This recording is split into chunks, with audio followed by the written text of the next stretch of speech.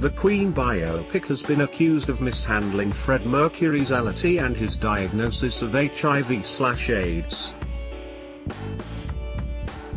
Still, that didn't stop it from being propelled towards record-breaking box office grosses around the world, and on Sunday it won no less than 4 Academy Awards. Rami Malek scooped Best Actor, and it also even had a nomination for Best Picture.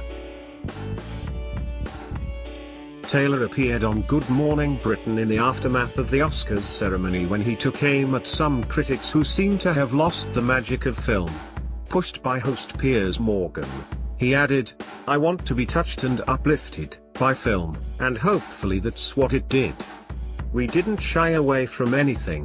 Morgan also highlighted the stinking amount of money Bohemian Rhapsody has taken at the global box office. "I have yet to see a check," Taylor quipped.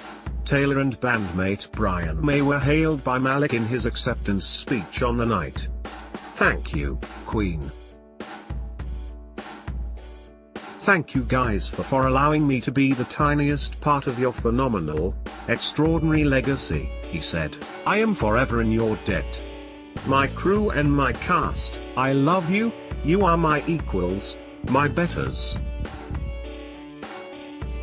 I could have never been here without you. I think about what it would have been like to tell little Bubba Rami that one day this might happen to him, and I think his curly-haired little mind would be blown. That kid was struggling with his identity, trying to figure himself out. We made a film about a gay man, an immigrant who lived his life just unapologetically himself. The fact I'm celebrating him and this story tonight is proof that we're longing for stories like this." Bohemian Rhapsody is out on DVD and Blu-ray on March 4th.